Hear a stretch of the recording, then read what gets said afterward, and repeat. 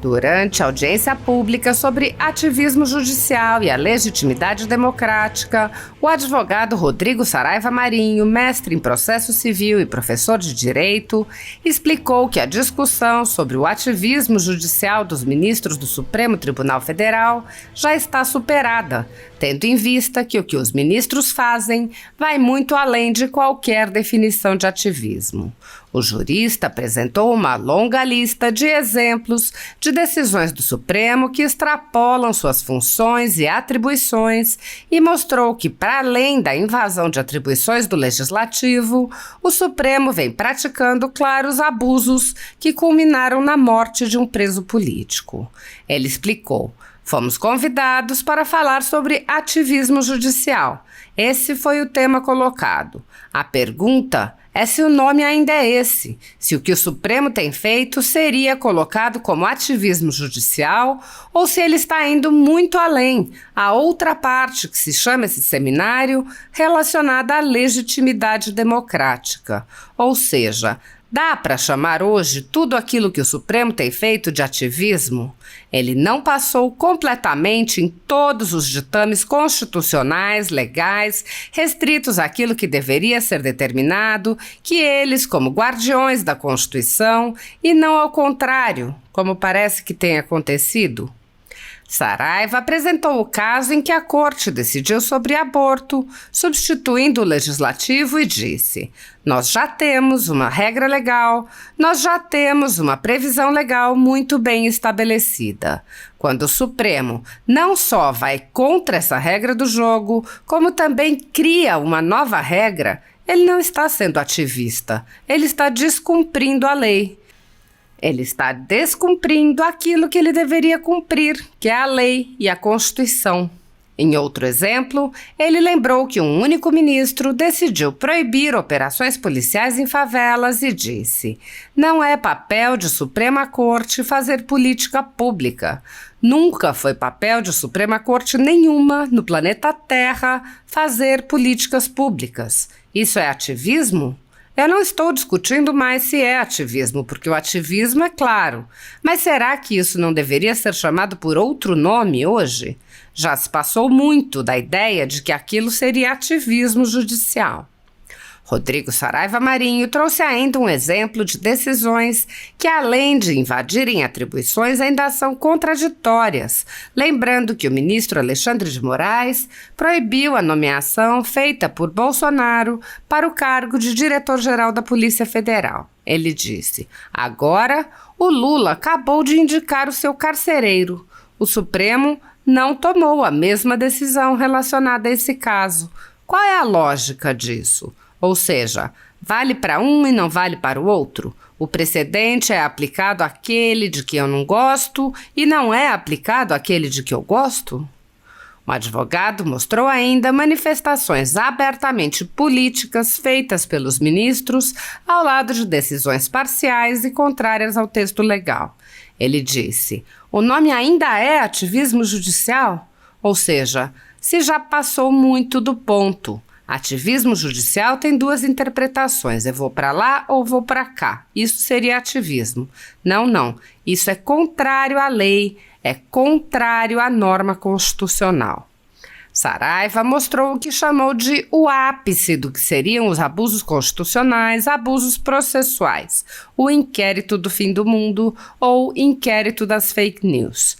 Ele lembrou que o inquérito foi aberto de ofício com a intenção de promover a censura, que o relator foi nomeado, que o inquérito passou a ser utilizado para tudo que os ministros desejassem, atingindo pessoas sem prerrogativa de foro e promovendo absurdos como a prisão de um parlamentar e que continua sendo utilizado apesar da oposição do Ministério Público, titular da ação penal. O advogado mostrou ainda outro exemplo do ativismo, apontando como o ativismo judicial é utilizado para ignorar o parlamento, local por excelência da representação popular. Ele mostrou também o uso de manobras para atrasar a análise de casos, suspendendo efeitos jurídicos de leis aprovadas pelo Congresso por tempo indeterminado, e o uso casuístico das regras processuais. Ao abordar o caso da lei das estatais, o jurista disse: é muito sério isso. Isso vale para qualquer governo. Eu mudar a lei para agradar determinado governo. A função do Supremo não é essa, não pode ser essa, nunca poderá ser essa. Por essência, normas, tribunais constitucionais, o judiciário não pode ser um poder majoritário. Tem razão esse ponto. Não é para ser grau de popularidade. Ele tem a obrigação de cumprir a norma constitucional. Ele tem a obrigação de respeitar o que esta casa escolheu. Esta casa é representada por direita, por esquerda, por centro, por pessoas, milhões de pessoas que escolheram seus deputados e senadores para fazerem isso. Rodrigo Saraiva Marinho apontou que decisões contrárias ao texto legal vêm sendo proferidas com motivação política para perseguir um grupo político. Ele lembrou que a Constituição brasileira veda expressamente a censura e os ministros vêm promovendo inclusive censura prévia em franca oposição ao texto constitucional. Ele disse: é muito sério quando voltamos a ter censuras prévias. É muito sério quando volta a haver pessoas caladas pelo simples fato de criticarem um órgão. Isso eu vou deixar muito claro. A Câmara dos Deputados, o Senado Federal, a Presidência da República, o Supremo Tribunal Federal são órgãos. O que são as instituições? Estado de Direito, devido processo legal, império da lei. Isso são instituições. É obrigação do órgão Supremo Tribunal Federal preservar as instituições e, em especial, os menores, os mais desprotegidos. O advogado deu mais um exemplo. É muito sério quando o ministro do Supremo Tribunal Federal manda bloquear as contas de um filho de um acusado. Existe um princípio no direito segundo o qual a pena não pode passar para os seus herdeiros. Esses herdeiros não recebem essa pena, não acontece isso. As contas da filha desse senhor foram bloqueadas. Eu quero saber qual é a previsão constitucional que impede alguém de receber doações neste país. Qual é a previsão legal que impede alguém de receber doação neste país? Eu quero que me digam qual é a previsão legal constitucional. Onde há impedimento para alguém receber qualquer doação de onde quer que seja neste país? É óbvio, se eu retirei o meio de ganho da pessoa, se eu retirei a forma dela ser remunerada, se eu retirei a forma dela pagar algo, a única forma dela fazer isso é pedir doação. E, obviamente, os filhos pediram porque, enfim, querem ver seu pai livre. É o mínimo. O jurista explicou que o avanço do ativismo judicial acarretou uma morte. Ele disse: todo esse critério, toda essa vocação, toda essa situação culmina, e aqui eu termino, com uma morte. Com uma morte. Ele rebateu a fala do ministro Luiz Roberto Barroso, que minimizou a morte do preso político Clériston Pereira da Cunha, lembrando a responsabilidade do judiciário e disse: amigo, a responsabilidade é sua. Saraiva explicou: quando um ministro da mais alta corte do país recebe um parecer do Ministério Público Federal no dia 1º de setembro e até a morte desse personagem chamado Clezão, não o analisa. Eu não estou falando nem em determinar a soltura, como eu acho que ele deveria ter feito. Não analisa o caso concreto. Qual é a consequência disso? Essa pessoa morreu sob a tutela do Estado, sob a tutela do ministro responsável pelo caso concreto. Seria obrigação de qualquer juiz fazer pelo menos análise, nem que fosse para manter a prisão e dizer: não concordo com a manifestação do Ministério Público, mantenho o cidadão preso. Nem isso ele fez. O advogado declarou: essa morte tem um responsável, tem o dono, e todo mundo sabe quem é. Trata-se de um ministro que julga um processo que nunca deveria ser da competência dele, porque o Clezão e várias outras pessoas que nunca pisaram o pé em qualquer órgão, muito menos no Supremo Tribunal Federal, não têm prerrogativa de foro. Ele resumiu: essa morte tem dono, tem responsável, e o nome dele é Alexandre de Moraes. Segundo a Constituição Federal, o controle dos atos de ministros do Supremo Tribunal Federal é realizado pelo Senado, que pode promover o impeachment dos ministros em caso de crime de responsabilidade. No entanto, os presidentes da Casa vêm barrando a tramitação dos pedidos sem consulta ao colegiado. Sem controle externo, alguns ministros do Supremo agem ao arrepio da Constituição. Em inquéritos secretos, o ministro Alexandre de Moraes, por exemplo, promove uma aberta perseguição a adversários políticos. Em um desses inquéritos, a Folha Política teve sua sede invadida e todos os seus equipamentos apreendidos. O inquérito foi arquivado por falta de indícios de crimes, mas os dados sigilosos foram compartilhados com outros inquéritos e com a CPI da pandemia, que compartilhava dados sigilosos com a velha imprensa. Sem justificativa jurídica, o ministro Luiz Felipe Salomão, ex-corregedor do TSE, confiscou toda a renda da Folha Política e de outros sites e canais conservadores para impedir suas atividades. A decisão teve o aplauso e o respaldo dos ministros Luiz Roberto Barroso, Alexandre de Moraes e Edson Fachin. Há mais de 29 meses, jornais, sites e canais conservadores têm todos os seus rendimentos retidos sem qualquer base legal. Se você apoia o trabalho da Folha Política e pode ajudar a impedir o fechamento do jornal, doe qualquer valor à empresa Raposo Fernandes através do Pix, utilizando o QR Code que está visível na tela ou o código ajude@folhapolitica.org.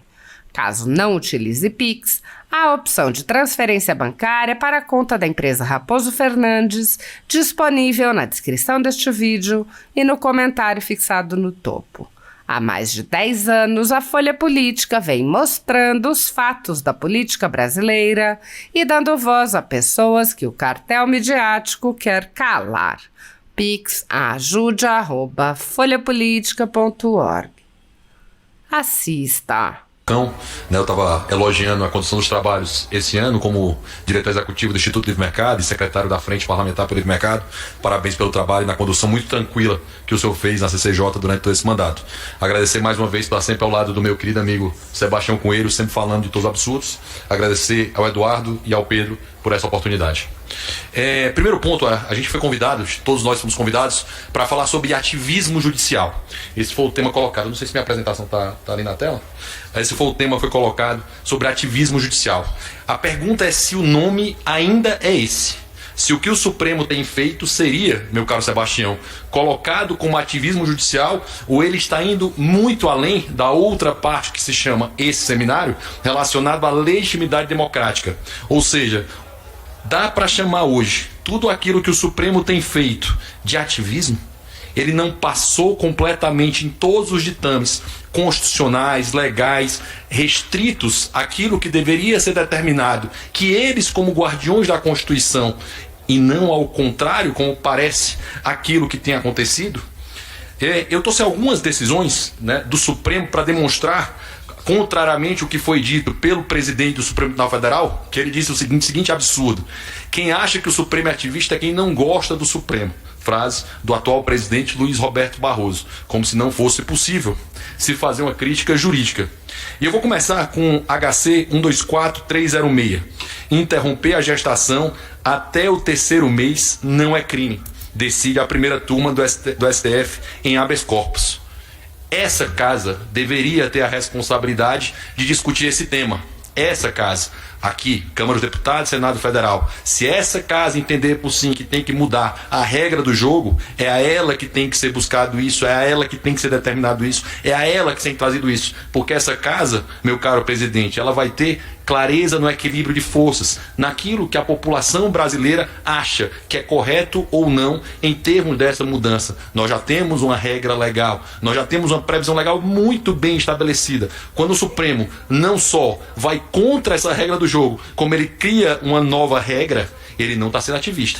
Ele está descumprindo a lei, ele está descumprindo aquilo que ele deveria cumprir, que é a lei e a Constituição. Vamos lá, continuando na DPF 635. Ministro do STF proíbe operações em favelas do Rio durante a pandemia. Ó a decisão que foi dada pelo Supremo Tribunal Federal. Não é papel de Suprema Corte fazer política pública. Nunca foi papel de Suprema Corte nenhuma no planeta Terra fazer políticas públicas. Ela não tem análise de riscos de impacto regulatório, deputado Lafayette. Ela não consegue nunca saber qual é a consequência dos efeitos que ela foi colocada. Ela não foi criada, ela não foi estabelecida para determinar como seria essa função. E isso, obviamente, gerou uma consequência muito grave para quem mora na comunidade, nas comunidades do Rio de Janeiro, que é quem, obviamente, hoje vive um caos de violência no Brasil, causado por uma decisão completamente absurda em que o Estado, que tem a sua função mais basilar, que é o monopólio da força, não pôde fazer o uso dela para defender aquelas pessoas que moram na comunidade. Essa foi uma decisão. Isso é ativismo? Eu não estou discutindo mais se é ativismo, porque ativismo é claro, mas será que não é um outro nome que isso deve ser chamado hoje? Já passou muito da ideia de que aquilo seria de ativismo judicial?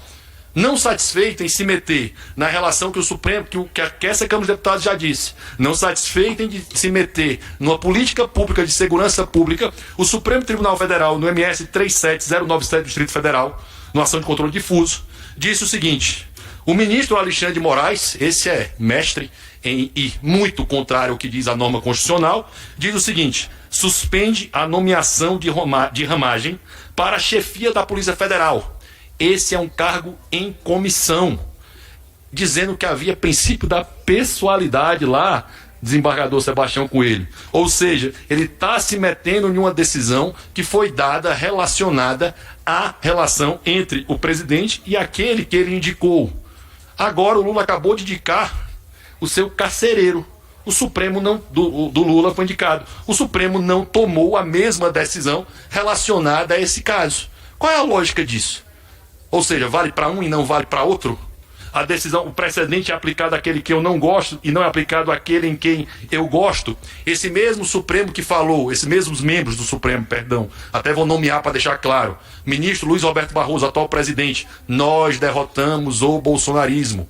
Ou, mesmo Luiz Roberto Barroso, abre aspas, perdeu Mané. Ou Gilmar Ferreira Mendes, em um evento, né, do Esfera, nem conhecia a associação, chamada Esfera. O presidente Lula e essas pessoas só estão aqui porque nós derrotamos a Lava Jato. Uma operação do judiciário, mantida viva por mais de 5 anos, com decisões reiteradas daquela Suprema Corte, mantendo a competência disso. Então, assim, é muito sério o que está acontecendo. Em termos de amizade, se fosse para comparar, foi mudada a lei de estatais numa decisão liminar, às vésperas da aposentadoria do ministro Supremo, numa decisão liminar, para colocar um amigo do Lula como presidente do BNDES. Então, assim, não faz sentido nenhum essa relação. Vamos continuando, né? Essas relações. Reclamação 29508 do Distrito Federal. Carmen Lúcia suspende a posse de Cristiana Brasil no Ministério do Trabalho. Porque ela tinha, meu caro amigo Eduardo, ela tinha ações trabalhistas contra ela. Fundamento foi esse, tá? Ela não pode ser ministra porque há ações trabalhistas contra ela. Não tem no texto constitucional nada disso. Não tem previsão legal nada disso. Não existe previsibilidade, nem existe segurança jurídica para colocar isso. Repito, o nome ainda é ativismo judicial. Ou seja, se passou muito do ponto. Ativismo judicial tem 2 interpretações, vou para lá, vou para cá. Isso seria ativismo. Não. Isso é contrária à lei, é contrária à norma constitucional. E aqui nós vamos chegar no ápice. Agora, chegar no ápice do que seria abusos constitucionais, abusos processuais, o inquérito do fim do mundo, ou inquérito das fake news. Esse inquérito, para quem não lembra, ele foi criado na capa da revista Cruzoé, em que estava o amigo do meu pai. Nesse amigo do meu pai, de ofício, o então presidente da Suprema Corte, Toffoli, determinou uma abertura de ofício, sem participação do Ministério Público, baseado em um artigo do regimento da Suprema Corte, que hoje até uma brincadeira, até um meme dizendo, se esse regimento não está acima da Constituição Federal, quando negado. Diversas sustentações orais, inclusive uma inovação absurda de proibir em casos criminais que houvesse sustentação oral, principalmente depois da fala do Sebastião Coelho, em que ele disse que eles eram os homens mais odiados daquele país. naquele momento foi que pararam e disseram: você gerou, meu caro desembargador, o precedente para o Supremo Tribunal Federal, precedente fático, né? Para que eles mudassem a regra do jogo e a norma constitucional. Esse inquérito foi aberto para isso, para censurar uma revista de ofício e com detalhe. Eu escolhi, eu sou o presidente e disse: o ministro vai ser o Alexandre Moraes. Uma portaria nomeando o ministro, não passando por qualquer sorteio. Isso foi para a revista Cruzoé. Tempos depois, isso atingiu vários bolsonaristas relacionados a esse incrível Oswaldo Eustáquio, Orlando Santos, entre outros, e pode atingir. Daniel Silveira estava nesse mesmo inquérito. Um parlamentar eleito pelo Rio de Janeiro, que pode ser que você deteste ele, não interessa. Passou 9 meses preso. 9 meses preso em regime fechado, esse senhor. Olha o absurdo que aconteceu em relação a esse processo. A Raquel Dodge requereu por diversas vezes o encerramento desse inquérito judicial. Então, procuradora da República, indicada pela Dilma Rousseff. Depois disso, o atual PGR disse: esse inquérito não pode servir para tudo. Obrigado. Esse inquérito não pode servir para tudo. Eu acho que passa aqui. Tá? Esse inquérito não pode servir para tudo. Ele não pode ter qualquer definição. Se você quiser falar onde tem inquérito de fake news lá. Tá? Esse inquérito não pode servir para tudo. Ele não pode funcionar. Acho que é mais um. Obrigado. Mais uma? Dá certo. Obrigado. Agora deu certo. Pronto. Esse inquérito não pode servir para tudo. Esse inquérito serve para tudo a qualquer momento. Qualquer estudante de direito do primeiro semestre sabe que eu tenho um fato. É criado um inquérito e é aberto ou não alguma ação penal. Isso é basilar. Isso é básico. E é ridículo que as mesmas pessoas que criticaram a Lava Jato hoje batem palma para os absurdos cometidos nesse inquérito judicial. Chegam a dizer, criticando a época da Lava Jato, desembargador Sebastião Coelho, que não podia deixar as pessoas presas para fazer delação premiada. Não foi o que fizeram com o assessor do Bolsonaro? Sem denúncia, durante todo o período que ele ficou preso? É muito sério o que está acontecendo. Na sequência, nós vamos ter agora uma novidade que aconteceu muito fortemente nesse governo. Esse governo não consegue ter maioria para mudar a lei de saneamento. Não tem problema, a gente muda por decreto. Não tem ainda maioria para mudar a lei de armas. Mudamos por decreto. Até onde a gente aprendeu lá na Faculdade de Direito, nós temos uma pirâmide de Kelsen, né? Norma hipotética fundamental, Constituição Federal, leis ordinárias, complementares, portarias, decretos. Em tese, um decreto não pode alterar a lei. Isso é muito básico, tá? E o Supremo, até hoje, não analisou a mudança que foi feita, tá na mão do presidente, do presidente Luiz Fux, do ex-presidente Luiz Fux, até hoje não foi analisada a ADPF que trata da mudança da lei de saneamento. Até hoje não foi analisada a DI que vai tratar sobre o tema da mudança relacionada a armas. Até hoje não foi analisado nada disso. E é básico, né? Qualquer estudante do primeiro semestre, deputado Lafayette, sabe que decreto não pode alterar norma. Inclusive, essa casa ontem estava pautado um PDL para revogar exatamente o decreto que trata desse tema. Na continuação, que eu já citei esse caso específico, nós tivemos uma mudança da lei das estatais, certo? Da mudança das leis das estatais e do impeachment, fatiamento do impeachment. Precedente do STF e previsão constitucional. O impeachment gera duas consequências: perda de mandato e inelegibilidade por 8 anos. É clara a Constituição nesse sentido. O presidente, então, chegou na mesa e disse o seguinte: não cabe isso, nós vamos fatiar aqui. Vai perder o mandato sim, mas não vai fazer inelegibilidade. A ministra Rosa Weber está com esse processo desde o impeachment da Dilma. Certo? Ela só julgou naquela forma, né, subreptícia, que é a votação feita em sessão virtual. Por quê? Porque não permite sustentação oral, não traz o povo para entender, não traz a demanda, não participa, eles não precisam nem ouvir, né? Tem um detalhe assim, chegou ao ponto no julgamento agora do pessoal de 8 de janeiro, que quase uma multidão de pessoas, quase 100 pessoas haviam sido julgadas, as sustentações orais aconteceram, 15 minutos depois havia um julgamento de todas essas pessoas no sistema do Supremo Tribunal Federal. Rapaz, tem que ser um mágico para conseguir fazer uma análise tão rápida de todas as sustentações orais apresentadas. Eu quero saber quem tem essa vocação de conseguir analisar tão rapidamente, Ismael Sebastião, as sustentações orais feitas pelos advogados naquele caso concreto. Além disso, mudança de estatais, né? É muito sério isso vale para qualquer governo. Eu mudar a lei para agradar determinado governo. A função do Supremo não é essa, não pode ser essa, nunca poderá ser essa. Por essência, normas, tribunais constitucionais, o judiciário não pode ser um poder majoritário. Tem razão esse ponto, não é para ser um grau de popularidade. Ele tem a obrigação de cumprir a norma constitucional. Ele tem a obrigação de respeitar o que essa casa escolheu. Essa casa é representada por direita, por esquerda, por centro, por pessoas, milhões de pessoas que escolheram seus deputados e senadores para fazer isso. A lei de estatais voltada pelo Michel Temer, né, durante o governo Michel Temer, por essa casa. Ela precisa ser respeitada porque ela teve lá as brigas, as discussões. Nós que acompanhamos o dia a dia, presidente Rui Falcão, sabemos o equilíbrio de poderes que existe aqui para conseguir aprovar uma norma. Aqui é um órgão colegiado, como o Supremo Tribunal Federal tem por obrigação ser um órgão colegiado, e ficam completamente revoltados quando essa casa, no caso o Senado Federal, determina que um tribunal colegiado, meu caro desembargador Sebastião Coelho, deve ser colegiado. Resumindo, a PEC que foi aprovada há pouquíssimo tempo diz o seguinte: um tribunal colegiado deve ser colegiado, assim como o órgão que nós estamos é, de fato, um órgão colegiado. Não satisfeito, e caminhando já para o fim da minha fala, não sei ainda quanto tempo me falta, aqui. Caminhando já para o fim da minha fala, nessa condição, nós vamos ter a seguinte situação relacionada a pessoas que são perseguidas políticas. O Brasil, durante a ditadura militar, teve presos políticos. Pessoas foram perseguidas pela sua visão política. Não era possível censura prévia. Uma das maiores inovações pós-fim de regime militar na nossa Constituição foi preservar a ideia do direito à liberdade de expressão, da proibição à censura prévia. E o que é que nós vimos, meus caros amigos, nessa última eleição? O Brasil Paralelo, que é um órgão de imprensa, como diversos órgãos de imprensa são, que vai ter posição clara, tem a posição deles, como todos os órgãos de imprensa podem ter.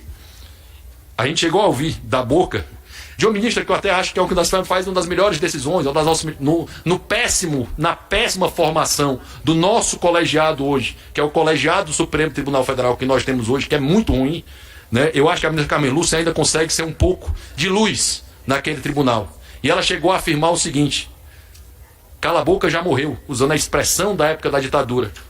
Mas a decisão dela foi exatamente determinando que quem estava à direita, num documentário que falava sobre a facada contra o Bolsonaro, fosse não assistido. E o pior, que quando você vai assistir o próprio documentário, ele não é conclusivo de maneira alguma em relação a isso. Ou seja, nem beneficiaria o Bolsonaro no caso concreto. Mas é muito sério quando a gente volta a ter censuras prévias. É muito sério quando a gente volta a ter pessoas caladas pelo simples fato de criticarem um órgão. Isso eu vou deixar muito claro, tá? A Câmara dos Deputados, o Senado Federal, a Presidência da República, o Supremo Tribunal Federal são órgãos. O que são as instituições? Estado de Direito, devido processo legal, império da lei. Isso são as instituições. É obrigação do órgão Supremo Tribunal Federal preservar as instituições, em especial os menores, né? Os mais pequenos, os mais desprotegidos. É muito sério quando um ministro do Supremo Tribunal Federal manda bloquear as contas de um filho de um acusado. Existe um princípio no direito que a pena não pode passar para os seus herdeiros. Esses herdeiros não recebem essa pena. Não acontece isso. A filha desse senhor teve suas contas bloqueadas. Eu quero saber qual a previsão constitucional que impede alguém a receber doações nesse país. Qual é a previsão legal que impede alguém de receber doação nesse país? Eu quero que me digam qual é a previsão legal constitucional onde há impedimento de alguém receber qualquer doação de onde quer que seja desse país. Óbvio, se eu tirei o meio de ganho da pessoa, se eu tirei a forma dele ser remunerado, se eu tirei a forma dele pagar, a única forma de fazer isso é ele pedir doação. E, obviamente, os filhos pedirem, porque, enfim, querem ver o seu pai livre. É o mínimo. É o mínimo. Né? Se você voltar nas grandes tragédias gregas, um filho quis somente enterrar sua mãe. Isso é um direito humano. Isso é um direito universal. Isso deveria ser protegido. E uma filha queria ver o seu pai solto. Todo esse critério, toda essa vocação, toda essa situação, culmina, e aqui eu termino, com uma morte. Com uma morte. E é sério isso, porque eu cheguei a ouvir do presidente do Supremo Tribunal Federal, nós todos ouvimos isso, que no Brasil, presidente Rui Falcão, morrem 4 pessoas por dia nos presídios. Quem é responsável pelos presídios? Conselho Nacional de Justiça. Eles são responsáveis pelo presídio. É responsabilidade deles se morrem 4 pessoas no presídio todos os dias. Quem é o presidente do CNJ? O atual é o mesmo que falou isso. Presidente Luiz Roberto Barroso. Amigo, a responsabilidade é sua. E mais, quando eu tenho um juiz de primeiro grau, vamos imaginar, um juiz de primeiro grau, que tem um parecer favorável do Ministério Público dizendo: essa pessoa tem comorbidades, essa pessoa tem endereço fixo, essa pessoa tem residência fixa, não há qualquer risco da prisão. Eu, titular da ação penal, Ministério Público, titular da ação penal, recomendo que essa pessoa seja solta. Qual a obrigação do juiz? Ele não é o titular da ação penal. O titular da ação penal é o Ministério Público. É ele que conduz o processo penal. Ele o responsável por pedir ou requerer algo. Qual seria a obrigação do juiz? Pelo menos analisar. Pelo menos despachar. Quando o ministro da mais alta corte do país tem o parecer do Ministério Público Federal, no dia 1º de setembro, e até a morte desse personagem, chamado Clezão, não analisa. Eu não estou falando nem determina a soltura, como eu acho que deveria ter sido feito, certo? Ele não analisa o caso concreto. Qual é a consequência disso? Essa pessoa morreu na tutela do Estado, na tutela do ministro responsável pelo caso concreto. Seria obrigação de qualquer juiz fazer, pelo menos, análise. Nem que fosse para manter. Não concordo com a manifestação do Ministério Público, manter esse cidadão preso. Nem isso ele teve. Essa morte, ela tem um responsável, tem um dono, e todo mundo sabe quem é.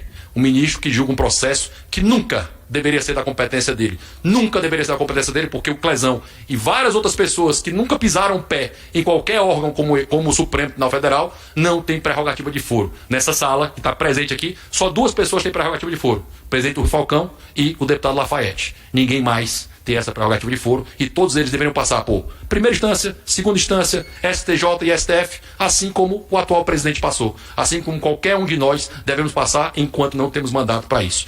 Tem dono, tem responsável, e o nome dele é Alexandre de Moraes.